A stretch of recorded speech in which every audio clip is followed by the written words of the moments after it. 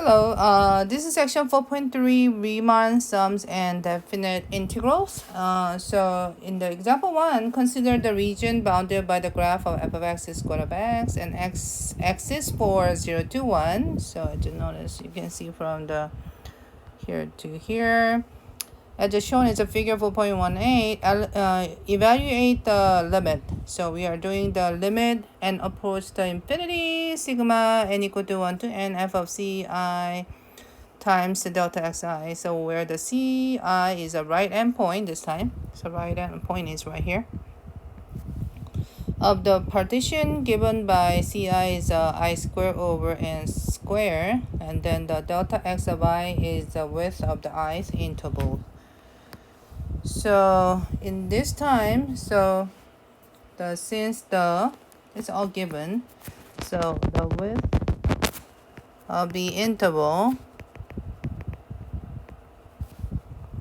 is, which is delta x of I, which is says is I square over n square. So which means we're looking for the interval between the two axes.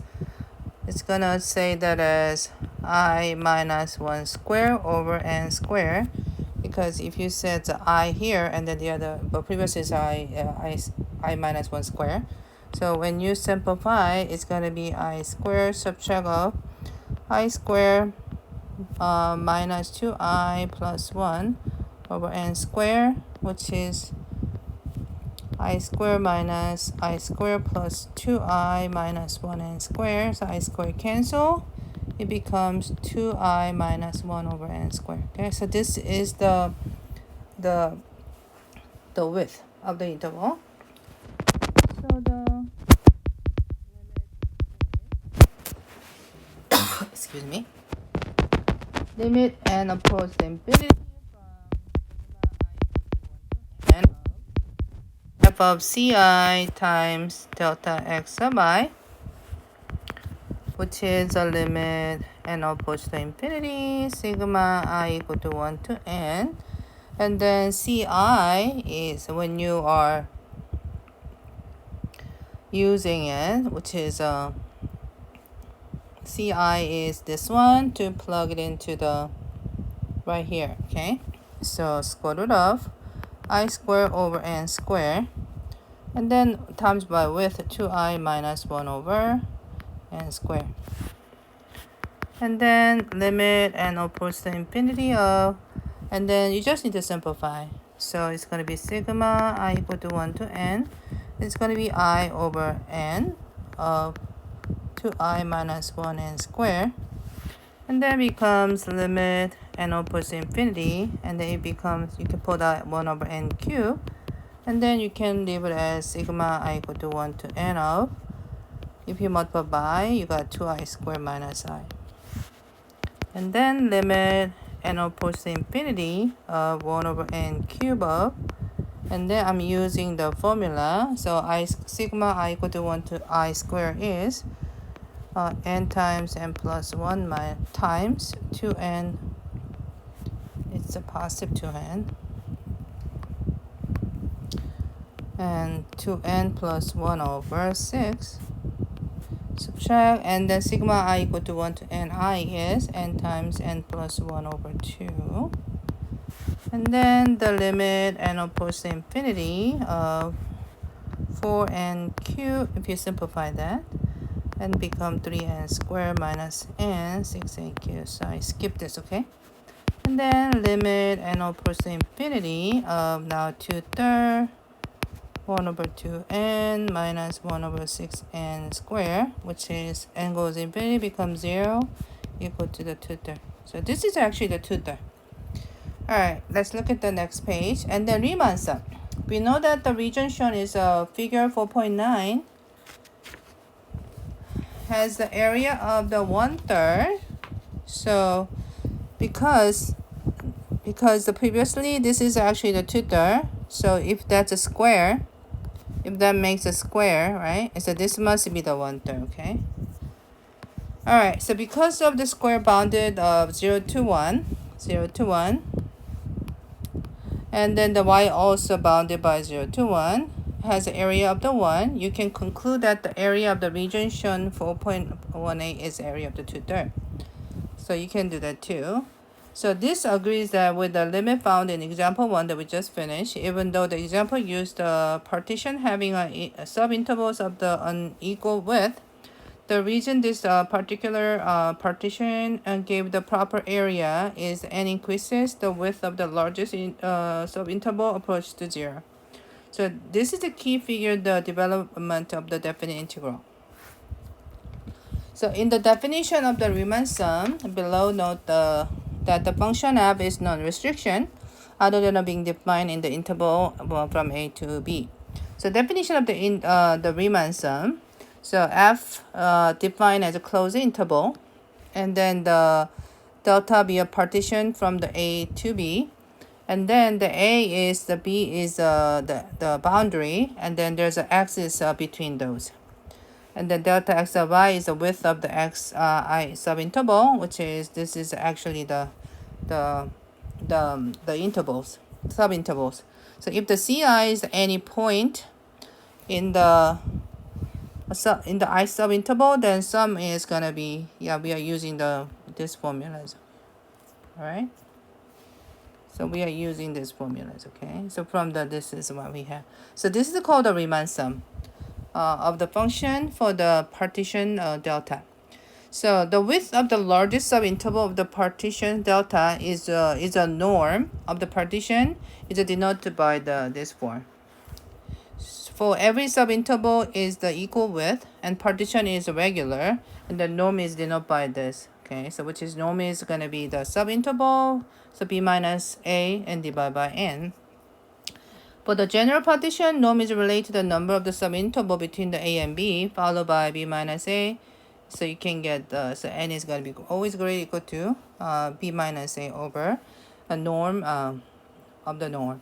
So the number of the subinterval in a partition approaches the infinity as the norm of the partition approaches to 0. So norm partition approaches 0, while the partition approaches the infinity. So when the norm approaches the 0 and the partition approaches the infinity. So the converse of the statement is not true. For example, the delta sub n will be the partition of the interval 0 to 1, so given by this. But okay, so yeah, we have this kind of the forms we have. So as shown of the figure 4.20, for any positive value of the n, the norm of the partition x sub n is 1/2. So letting n approach the infinity does not force to the norm to approach the 0. In regular partition, however, the statement norm approaches the 0, and then the n goes infinity are equivalent to the norm, we can say as 1/2 here. Okay, so sometimes, this is what you can get the two. So definite integral. So to define the definite integral, consider the limit. So we'll limit norm approach to 0, and then we have a sum of the function. That's the limit we have. So that is always going to be less than epsilon, which is a very small number that we can think about as a y. So regardless of the choice of ci in the ith subinterval for each partition delta. So the definition of definite integral. So for function is defined on the closure interval between a and b as an interval.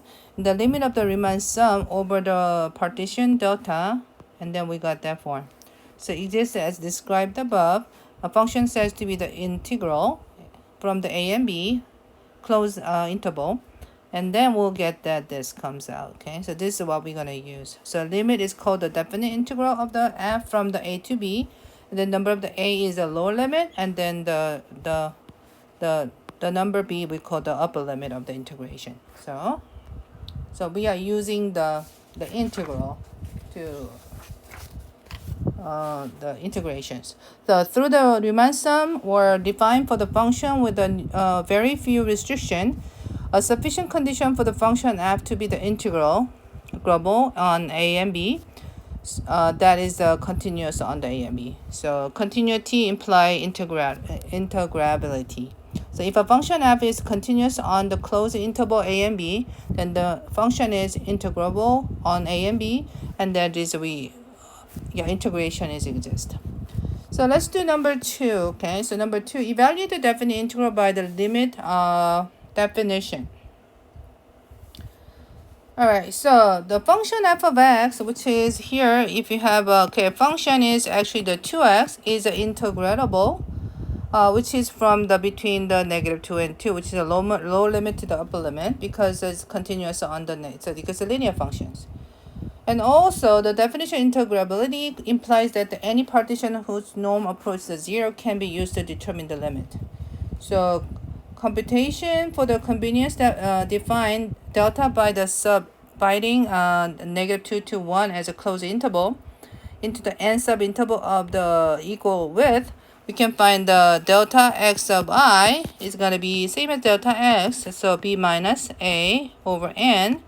So 1 minus sub -2 and divided by n becomes 3 over 2. So this is going to be the width.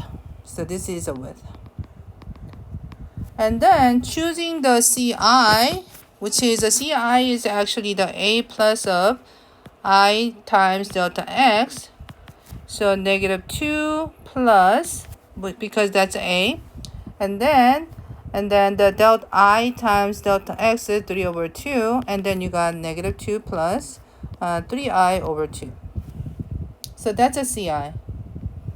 Okay, so now we can use a definite integral, which is from the -2 to 1, 2x dx, which becomes the same as limit norm approach to 0 with a sigma I equal to 1 to n f of ci times delta xi. So now we can change the limit n approach to infinity, and sigma I equal to 1 to n to f of ci of delta x, which is the same as limit n approach to infinity, and sigma I equal to 1 to n. Now f of ci is same as, so this is the same as this, so I'm going to use those as negative, because the function is 2x, so that becomes f of x, so 2 times of -2 plus 3i over n, and then delta x the same as 3 over n. What am I doing here? So it should be the n over n, and then -2. Okay, and then we're going to compute this. So limit n opposed to infinity, and then I can pull it out this 3 times of 2, which is 6 over n, and sigma I equal to 1n of -2 plus 3i over n. And then I can make a limit n approach to infinity of 6 over n of, I can put -2 of sigma I equal to 1n 1 plus, and also I pulled out 3 over n of sigma I equal to 1 to n of I. And then if I use a formula, right, so limit n approach to infinity 6 over n, now this becomes -2 times of n times 1 n plus 3 over n of, it becomes n times n plus 1 over 2. And then I getting a limit n approach to infinity of become -12 if you distribute this, and then I'm getting the 3 over n of n times n plus 1 over, hold on a second, I think I repeating it, okay? And then when you multiply this, I get the 9 plus 9 over n, which becomes -3 for this one. So that is actually the area of the integrations, okay? All right, so definite integral.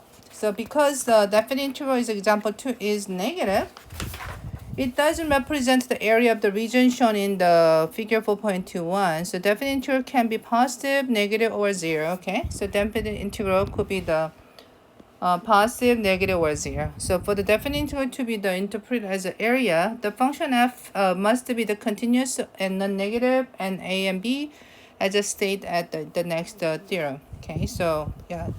So when you have a graph like this, okay, and between the -3 and 1, yeah, could be the actually a negative. So because there's more negative here. Okay, so theorem 4.5, the definite integral as the area of the region. So if the f is a continuous and non-negative on the closed interval a and b, then the area of the region bounded by the graph of function with the x-axis and vertical line x equal to a and x equal to b, and then we are looking for that area. So we are looking for the exactly the area by here. So example, theorem 4.5, and consider the region bounded by the graph of f of x, 4x minus x squared, which is this one. And the x-axis, and the shown is a figure 4.23, because f is a continuous and non-negative, is a closed interval from 0 to 4, the area of the region is going to be this. Alright, so you can evaluate the definite integral in two ways. You can use the limit definition, or you can check to see whether the definite integral represents the area of the common geometric region, such as a rectangle, triangle, and semicircle. So on this time, I already have a graph of this one on here. So limit from the 1 to 3, and then your function is just a 4, which is a horizontal. So we are looking for the area of the pink, right? Which is, this is a rectangle, right? So the area, which is, if you're looking for the 1 to 3 as a limit for the x, which is that's the same as an area of the rectangle. So area of rectangle is always length times width. So if you think about length as this is length as 4 and the width as 2. So you got the 4 times 2, which is, this is the area of the shapes.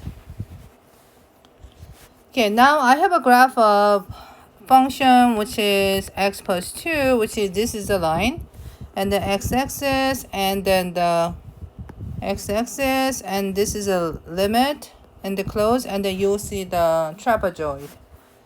So in order to find the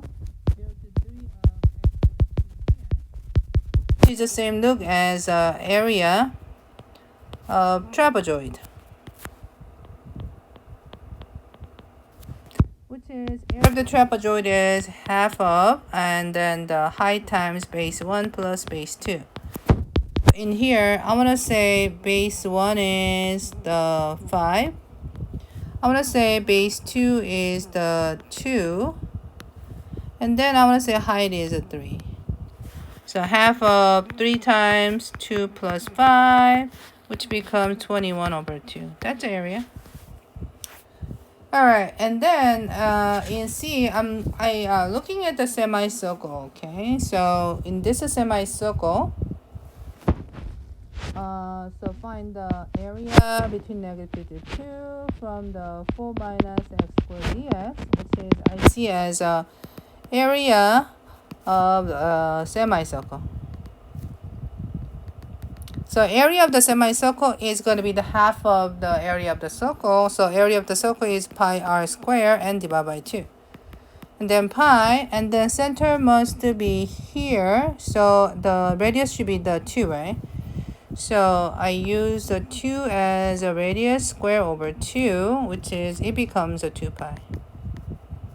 Property of the definite integral. So the definition of the definite integral of the function on the interval a and b as a closed. Specify that a must be less than b. Now, however, it is convenient to extend the definition to cover cases in which a equal to b or a is greater than b. So geometrically, the next two definitions seems reasonable. For instance, it makes sense to define the area of the region of 0 with a finite height of the to be 0. So definition of the two special definite integrals. So if the function is defined at x equal to a, so from the C, the limits are same, which is area is always equal to 0. lower limit, upper limit come out the same. If the function is integratable, a and b, and then this instead of the a and b, this is going to be b and a, it always makes it as a negative of a and b to the f of x dx. So evaluate each definite integral for this case, which is you have to actually see the limit. Don't you see the limit come out the same? So this means always equal to 0. You don't have to really do anything. And then you can also do for the next problem. So in the next problem, so instead of the 0 to 3, right, they put the 3 to 0. So in this case, you can also write as negative of, now put the 0 to 3 of x plus 2 dx.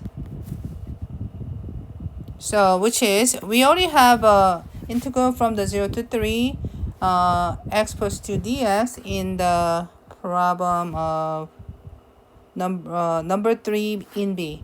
So number 3 B, and it says that 21 over 2, but this is a negative this time. Okay, so you have a negative area, which is under the x-axis. So in figure 4.25, the larger region can be divided at x equal to c into the two sub-regions whose intersection is line segment. Because the line segment has a 0 area, it follows the area of the larger region is equal to the sum of the area of the two small regions. So you can just, so there's a one area you have, and then you drop the c, and then you can make that as a two sub region to find out as an area. So the additive interval property, okay, so as a theorem 4.6, so function is integrable on the three closure intervals determined by the ABC. Then, so from the a and b, which is you have a c in the middle, so a to c of function plus b c to the b of the function is the same as the whole functions here. Because number 5, this is actually the absolute value. So you can't really calculate the absolute value as an expression. So what I can do is, from the, I want to split as negative 1 to 0, and then split as 0 to 1. But absolute value function is the v function. So from the negative to the 0, it makes actually negative x line. And from the 0 to 1 is a positive. So if you do that, and then this becomes, this is 1 of the half, and then this is 1 of the half, because it's a triangle. So it becomes a 1. So how do I do this? Okay, so when you graph this, so negative 1 to 1, and then it becomes a 0 to 1, so 0 right here. So it's 1, 1. So you as you notice here, so we are looking for this area and also this area. So which is half and half, because it's a triangle, right? So area of the triangle, but there are 2 of them, and then that will be the answer for this one.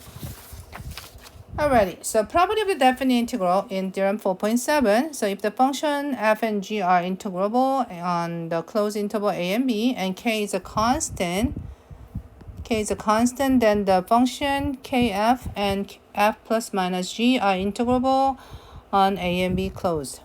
So yeah, the k is just a number, so you can pull it out, and then you can split as a sum and difference of the two functions too. So note that the property 2 of the theorem 4.7 can be extended to cover any finite number of the functions. So evaluate this function using these 3 givens. Alright, so in this time, what I want to do is, okay, so 1 to 3 of negative x squared plus 4x minus 3 dx. So I want to say from 1 to 3, I pulled out the negative x squared, plus 1 to 3, I have a 4x dx. And then 1 to 3, I got negative 3 dx. So in here, oh sorry, oh the x squared should be inside. What am I doing here? Sorry about that. So negative x squared dx. Alright, in this time, I can pull out this negative, okay? I can pull out this negative. as a scalar. So 1, 3, I have x squared dx. And then I can pull out the 4 in from the integrations. And then I got x dx. And then I can pull out the negative 3 whole thing, which is negative 3 integral 1 to 3 1 dx, which is you don't have to put 1. So negative, and then I have a replacement, so I can use this one for this value, right? Which is negative 26 over 3 plus 4 times.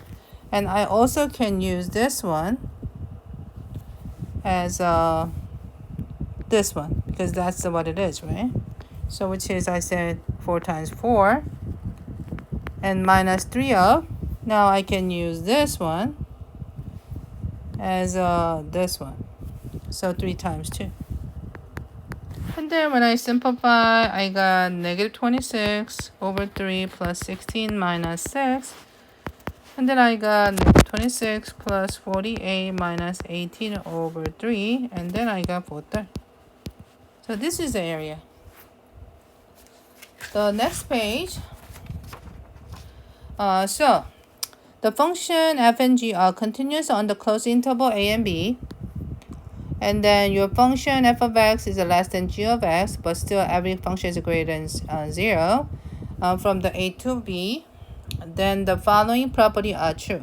So first, the area of the region bounded by the graph of f and the x-axis between a and b, this one. And then there must be non-negative. And second, the area must be less or equal to the area, the region bounded by the graph of the g, and the x-axis, and then the a and b. And then two properties are generalized in the theorem 4.8. So preservations of inequality. So if the function is integrable and non-negative on the closed interval a and b, then and the area is always a positive. And then even though there's the g area function g of the area must be greater or equal to the function of the area of the f functions. Okay. All right. So this is always true for the, as you notice, yeah, the area of the g function is always bigger, right? In this case. All right. So thank you for listening.